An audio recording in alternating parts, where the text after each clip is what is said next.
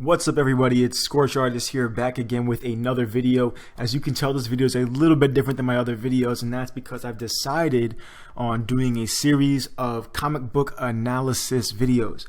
Now what is that, you may ask? Sounds very peculiar. It's basically me going over all the different aspects of a comic book. It's going to be 5 videos in the series of what basically works and what doesn't work, and basically how to achieve the clarity of communication that you all want to achieve in a comic book, and me as well.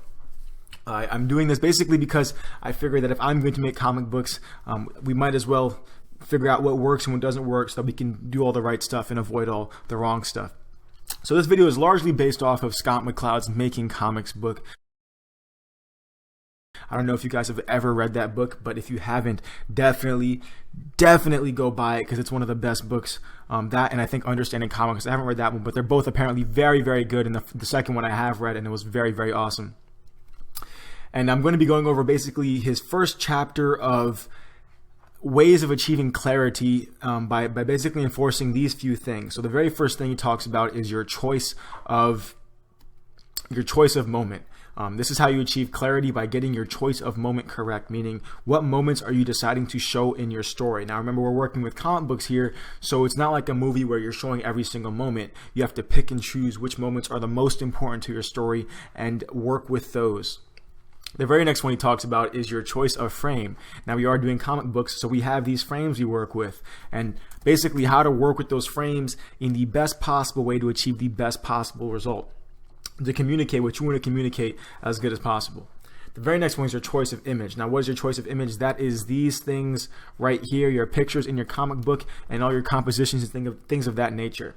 Do you understand anatomy? Do you understand how things look? Do you understand composition? Do you understand, how to make movement and all these types of things on the page, so that when you make your image, when you make your comic book, it communicates it very, very quickly and very, very compellingly, so that people want to see more. The next one after that is your choice of word, which is these things. It's your words. It's what people are saying in your comic book to communicate with one another, like things like this and things of that nature, and how the word balloons and all those little balloons and squares and stuff actually interact with your page as a whole. The very last one is your choice of flow, how to achieve maximum flow in your comic book, because when you're making a comic book, what is really what is the goal here? And the goal is to keep the reader in the story as much as possible, right? You want them to be in the story, not out the story like that. You want them to be deep inside of your story, really involved. And if you have really nice flow, if you can achieve really nice flow, then that is something that is going to happen for you. So this video is all about your choice of moment, right? That basically means what moments are you deciding to show, and how do you show the right moments so that you can communicate what your story is as good as possible. Now he goes into these 6 transitions of your story, and these 6 transitions basically are different ways of communicating moment to moment. Every comic book uses them. They're not like rules or anything. They're kind of ways of communicating that have been noticed. So the very first one is your action to action, right? Basically meaning it's what actions are you showing, and how are you showing them quickly and effectively. So action to action is your one action to your other action with nothing in between. It's like if you throw a punch, it's the person winding up for the punch and then punching the guy. It's not the punch going through the air. It's just the punch and the wind up. That creates a very, very quick environment, very, very quick storytelling, because the person gets from one to the other very quickly. The very next one is your moment to moment. That's this. Your moment to moment is more like it really slows down your story, because you're showing every individual moment in your story and how they interact with one another. Imagine that punch again, or like these eyes, but with that punch again, if somebody were to punch, you'd show every single in between point until he connected with the guy's face. With the eyes I have here, the person's blinking, you show every single moment before the eye closes and I guess would open up again back over here. With that, because it really slows down your story. It really slows down the storytelling and the pace, because now you're kind of putting more panels in there, and it takes a longer time to get from point A to point B, and that gives it kind of like a movie-like feel, because it's so slow and very, you can see everything happening. The very next one is your subject to subject. Subject to subject happens. It doesn't have to happen with people. It can happen with any subjects in a scene. But as long as there's two subjects, subject A and subject B, interacting with each other in a scene, you're going to have subject to subject. Subject to subject is your way of communicating from that one person or thing is talking to another thing or communicating with another thing.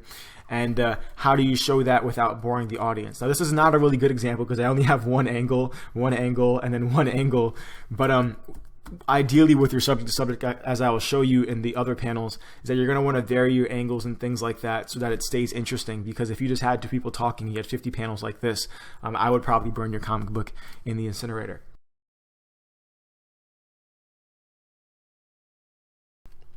The very next one is your scene to scene transitions. Now, scene to scenes are really awesome because you can transition between time and space really, really quickly. I mean, like one panel quickly, that's like 2 centimeters.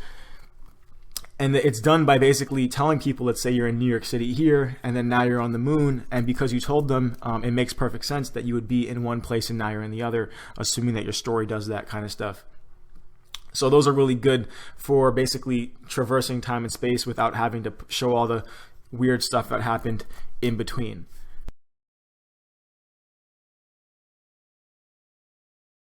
The next one is your aspect to aspect. Now I have this one here in this scene. I feel like this is a good example.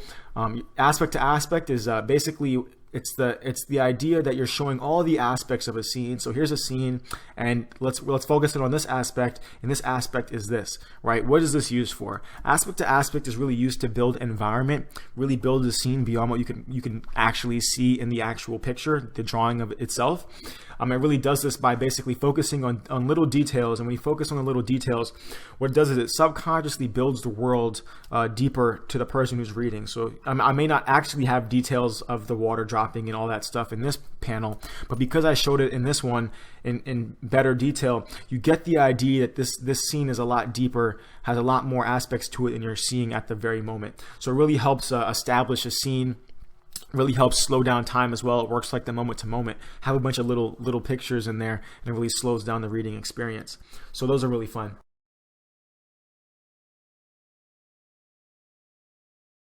The very next one I'm not going to really show here because I haven't done it, and that is your non sequitur. What is non sequitur? It's exactly as it says. It is non sequitur, is non sequential, meaning that from point A to point B to point C, all these different panels, each transition has nothing to do with the next one. Meaning this could be a boy looking at a guy, this could be a hamburger, and then this could be a fish eating a plastic bag. You know, it doesn't matter what they don't have to interact with each other, and if it's non sequitur, they shouldn't have anything to do with each other.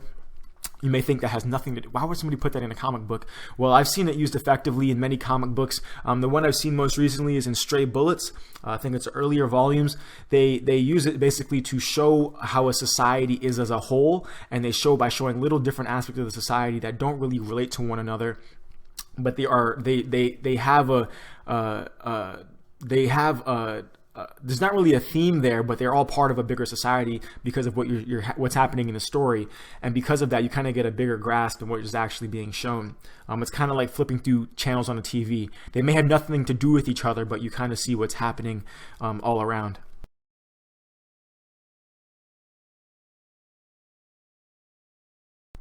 So I'm going to delve right into what's happening in my comic book and show you how I'm using these things and how I use these things in this contest entry I had here. This is an old contest entry that actually won me a position in a comic book company called Saturday AM, and this is basically the comic book entry, and I'll be showing you basically what I did right and what I did wrong, and some of the things I noticed and some of the things I'd like to improve on. So the very first thing here, we have an establishing shot, and this is the moment I decided to show. It's not really a moment, so I'm not going to get too deep into it, but you always want to kind of start with your establishing shot to show where you are in the story. Now I have an aspect to aspect transition here, or this is an aspect, arguably an aspect of this, but not really. This is an aspect of this. Now, why would I choose this moment to show? Because when you're starting a story, the momentum is being built, and me personally, I didn't want the momentum to be super fast from point A to point B because it's the first page. I didn't want the reader to kind of just fly through it and then get to the second page. I feel like that would be really, really quick. So I decided to put in a aspect to aspect transition here to kind of build the scene more deeply. that's a good idea if you want to slow down the time. You can either use a choice of moment. If I didn't have anything happening here, so I wouldn't do that, or an aspect to aspect, because that really slows down the time. Next, we have a subject to subject transition here. So here are some subjects you can arguably say, and here's the subject that you're focusing on. This is Adrian here, the main character of this 10-page comic book. You can see he is this person, and that is your subject to subject transition. Not really much going on in these first panels, kind of just establishing a scene. So here's where the momentum begins. The momentum literally begins with an action. This action is a cigarette being thrown. As you can see, there's a guy smoking up here, and that begins the action of the scene. I wanted to build the action down here because, as you can see, I kind of slowed it down and then kind of sped it up. Even though it may not be super duper noticeable, when it comes to choice of moment, it really comes down to your dot to dot, as Scott McCloud says. It's your every dot should matter. Every dot should have its purpose. And if you remove a dot, let's say I remove this dot, it shouldn't make any sense, right? So if it's good and I removed a dot, the story would no longer make sense. So if you went from here to here to here to here to here, you would really wonder why I showed this panel, right? And if you went from here to here, but it wouldn't achieve the goal I was going for, which is to kind of have a slow entrance, because this would be kind of a fast transition. So it really depends on your what is your purpose for each panel, and what are you trying to achieve with each panel. And once you really know that, or like with each page even, once you really know that, you know what to place on each page and why you have everything on each page. Because if you read a comic book, maybe a really amateur comic book, and I'm also very amateur as well. But if you're reading, like, let's say a really, really amateur comic book, and you see things that just really don't make sense, and you're like, wait, why is this happening? Why is there so many panels of this? It's because their choice of moment is probably off, and they're including a bunch of things that don't really necessarily add to the story, but they probably thought that'd be cool to put that in there, even though it doesn't really add to the story. So you really want to make sure each one of your panels has a purpose and needs to be there, because if not, it can really distract from what you're trying to say. So the momentum builds on here with an action to action. Somebody's throwing a cigarette over here, and then the action kind of built as they walk towards the door. Now, I don't have the second page here because I'm not going to go into that. I'll show that in another video. The very next thing here I want to show is your subject to subject transition. So your subject to subject here, we have our main character Adrian looking at this character, right? And this is where the subject to subject happens. See, we are focused on these two characters, mainly this person, and then somewhat this person. And then the subject transfers to here, and you can see, okay, dot dot dot dot dot. I wouldn't be able to communicate the story if I only showed him, because I would need to have these little subject to subjects, and that's really what it's used for, to show how one person is reacting or interacting with the other person, because you can kind of get an idea who this person is, or he's kind of intriguing because of how he reacts, right? So that's why these are really used, to show how other people interact and react, and I guess don't react to each other. The very next thing here we have is a moment to moment. Now, this is a really subtle moment to moment, but it is a moment to moment. And this person is slowly doing this hand twisting thing, and then he lays his hand down and I guess pushes his sleeve over his wrist. Now, that's a moment to moment because it's you're seeing every individual moment of what's happening, right? And it kind of builds emphasis on this last panel. It kind of builds emphasis on this object here, if you were paying attention, because of the slowness and the repetitiveness of these panels, right? So you're seeing it more than once, and you're seeing it kind of big, and you're seeing it slow, which would signal to any human mind that that's kind of important. The very next scene here I think we can go into is, I don't have any scene to scenes, but I'll go back into another, this is another choice of moment, right? So it's important to show each individual moment. Now, I could have shown this guy getting up right here. I could have shown him halfway through the walk. I could have shown him out the door already, right? But it depends on really what you're trying to communicate. So why did I show this person right here? It's because I read this a while ago. I thought it was really, really cool, and that is, you really want to show the parts of the story that matter, meaning that show in any action that's happening, show the pinnacle, right, or the most important part of that action. You don't want to show, like, let's say somebody's being punched in the face. Don't show the middle of the punch. Show the punch, right? Show the person getting hit in the face, or show the humongous cockback that the guy's about to do to punch that guy in the face, because those are the parts that actually build suspense or build drama. So you don't want to have, like, let's say he's getting up. that's not interesting. But it's what's more interesting, even though it's not interesting at all. It's a guy walking out of a door. But what's more interesting is the fact that he's now apart, right? So and it builds kind of this tension between, okay, now there's two figures here and they're apart from each other, and there's this line that's kind of connecting them. So really pay attention to what moments you're showing, and really pick the moments that matter. So next you have a camera here, considerably an aspect to aspect, but it's, it's not really that type of aspect. It's just a spot in the story. But it is an aspect of the scene. You can see Adrian's literally looking at that moment, right? He's looking at that particular thing. So it's literally that feeling of what's of the scene, what am I looking at in the scene, and it's this camera. Next, you have a moment-to-moment transition, kind of slows down the time. He's going to a little bit of thought here, so that's why I want to slow it down. I had page restrictions, so I couldn't put too many panels here. I would have put more if I could have, without ruining the story. So that's another thing too. Pay attention to what you're putting in there, and sometimes you may have to sacrifice something to get the result you're trying to get, basically. Next thing here is we have this hand slapping on the thing. That's a big important moment. It's the most dramatic moment. That's the big, right? That's the dramatic moment. Don't show the part where he's like pushing the cover over. That's not interesting. The next here is we have the hand grabbing the actual thing, the most important moment. And we don't have him actually walking or getting up. We just have him running out the door, because we see those are the most important moments. Those are the moments that matter. So to sum it all up, basically you want to be picking the moments that matter and really knowing why and what's the purpose of each panel, because each one of these panels has a specific purpose. They aren't just here for no reason, right? I was sitting down going, okay, why am I showing the back of his head? Why am I showing this whole thing? And when you really do that, you'll find out you probably have a lot of panels you probably don't need, or you have some panels that would probably work a lot better if you did them another way. So it's really good to evaluate what's happening, why it's happening, and if it can be done better, because it kind of gives you a guideline to work with. So I'm going to leave you off here with an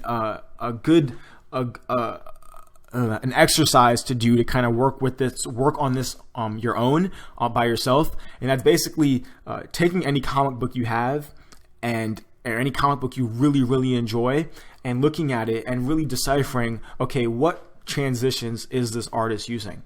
Are they using an aspect to aspect, an action to action, a moment to moment, a scene to scene, a non sequitur, right? Or a subject to subject, right? What are they using? And then ask yourself, why are they using that?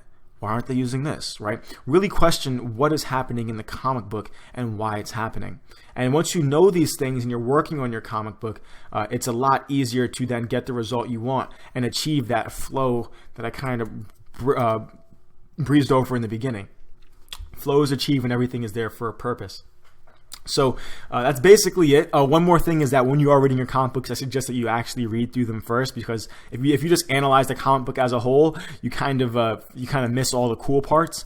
And actually experiencing the cool parts is very important, because then you know what parts really work and you know to go back and look at them. So I suggest reading through your comic books completely before you analyze them, and then going back to those parts you really enjoyed and analyzing those. So that's my 2 cents today as Scorch Artist, the YouTube comic book dude.